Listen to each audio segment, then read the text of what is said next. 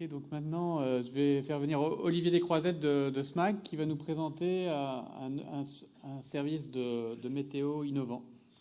Ok, bonjour à toutes et à tous. Tout d'abord, c'est avec plaisir que je me retrouve ici à cette conférence du millésime 2016.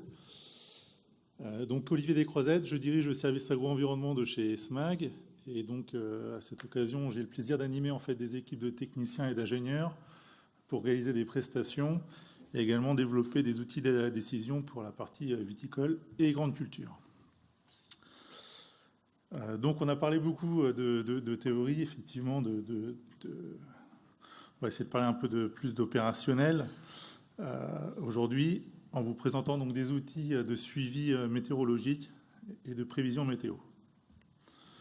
Alors je ne vais rien vous apprendre, on sait bien que la vigne aujourd'hui elle est soumise à différents aléas climatiques comme la grêle, le gel, l'orage, etc., la sécheresse.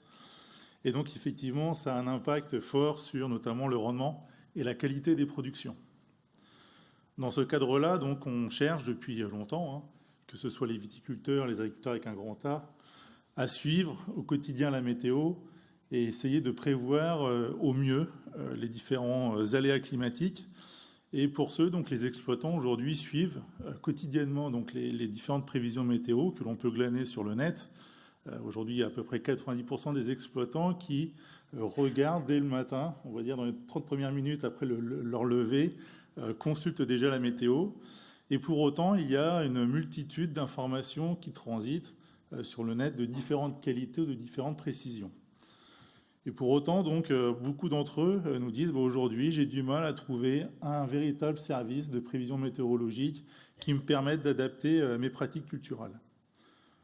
Alors effectivement, les pratiques culturales, aujourd'hui on va le voir, une bonne météo va me permettre d'optimiser au mieux tous mes traitements, d'améliorer la rentabilité de mes pratiques culturales, d'améliorer mes rendements, la qualité, mais également donc de pouvoir anticiper sur des impacts agro-environnementaux.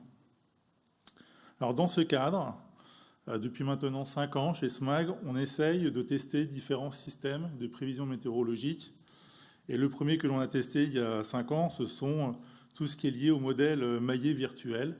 Donc des systèmes, aujourd'hui soit américains, soit français, qui vont de très grandes mailles de plus de 400 km² à des mailles de 1 km².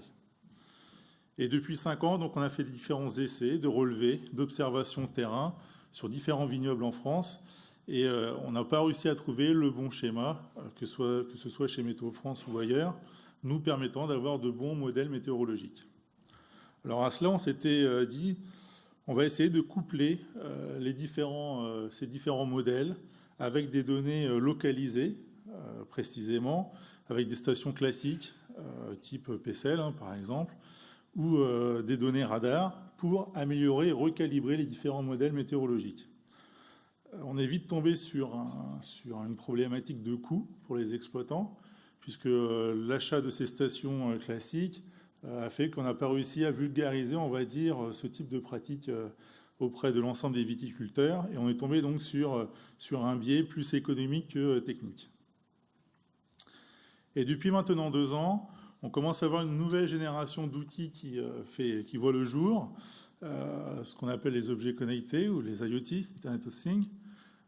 Et donc, se sont développés depuis maintenant 2 ans des stations connectées qui permettent de capter de l'information très précisément à la parcelle pour un coût bien plus modique que les stations, on va dire, dites classiques.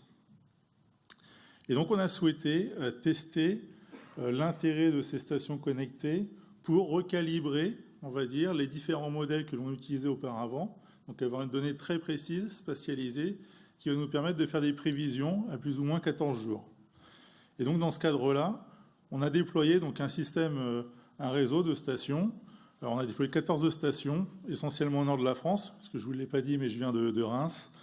Et donc on a travaillé sur la partie et grande culture et viticole, donc sur le vignoble champenois et le vignoble du Mâconnais, mais également sur la grande culture, avec des zones en façade de mer, des zones proches de lacs, des zones en lisière de forêt, des parcelles en fond de vallon ou en haut de crête, permettant en fait d'avoir différentes typologies de mesures et d'observations sur le terrain. Et donc cette étude, on va dire très terrain, a permis de dégager deux tendances. Première tendance, déjà on voulait vérifier la pertinence de ce type d'objet connecté. Donc on a utilisé pour ça des stations qui s'appellent, ce sont les stations WINAT. On a testé également d'autres stations. Et on voulait s'assurer déjà que la transmission des informations entre la station et nos serveurs de données était clairement opérationnelle. Aujourd'hui, en fait, il faut savoir que ce type de station utilise des technologies de transmission de données type Sigfox. Donc c'est en fait des technos qui permettent d'envoyer de l'information à faible coût énergétique. Puisque l'objectif, finalement, c'est que l'exploitant ou le technicien de la cave n'aille pas tous les jours voir l'état de sa station météo et n'aille pas remettre, par exemple, une pile tous les 4 matins pour que la donnée puisse être transmise correctement.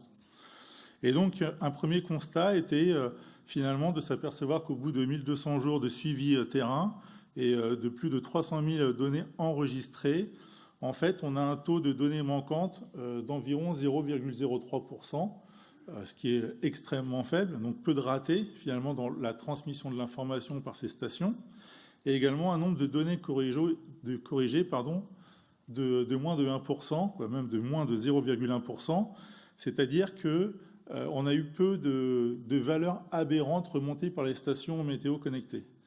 Donc valeurs aberrantes par rapport à une moyenne enregistrée. Et donc on a fait un suivi, notamment, on le voit à droite, hein, c'est une station dans le Mâconnais. On a fait un suivi très précis dans le temps de tous les enregistrements. La deuxième étape a été ensuite de corréler, on va dire, les données observées par rapport aux données prévisionnelles que l'on a retraitées. Donc là, on s'est associé avec un expert météo qui s'appelle Climpact, qui en fait retravaille différents modèles météorologiques pour créer un modèle composite. Et donc, à partir des données des stations connectées, on a recalibré ces modèles-là et on a essayé de vérifier la bonne cohérence de l'ensemble des prévisions données. Donc, pour cela, on a utilisé un indicateur, ça s'appelle l'ETS, Equitable Treat Score. C'est un indicateur de qualité des prévisions qui permet de vérifier, on va dire, la cohérence des données, des prévisions de température ou pluviométriques.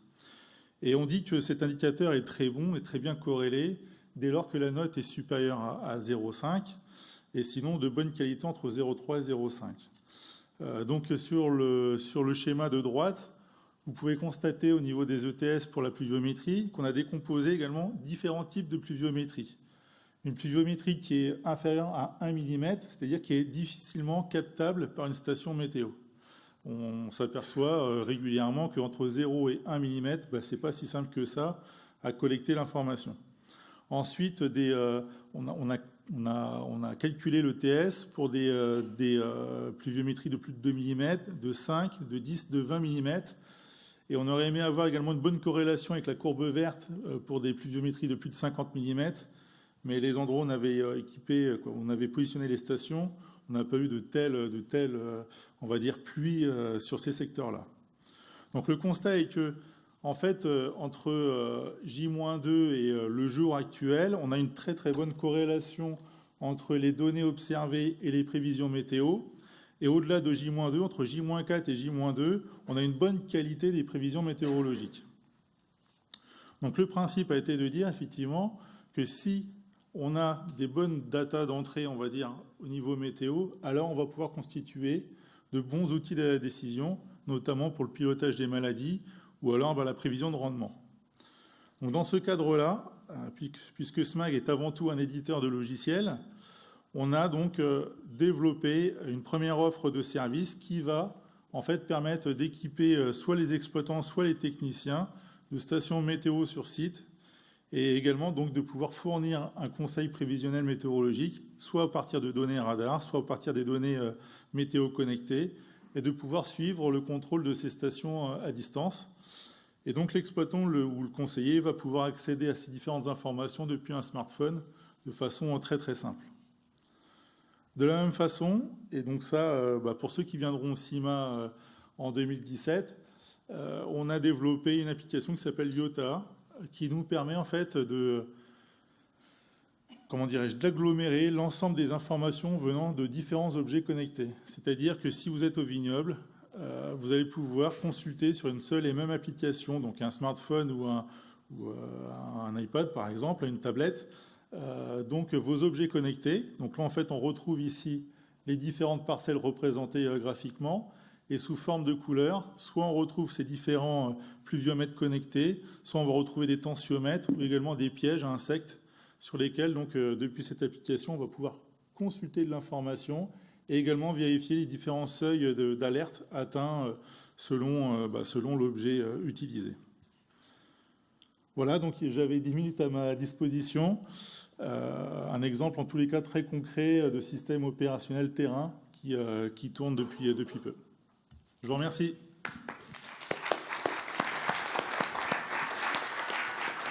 Merci Olivier. Donc Olivier et son équipe seront disponibles à la pause là, pour répondre à vos questions sur leur stand. Voilà, merci.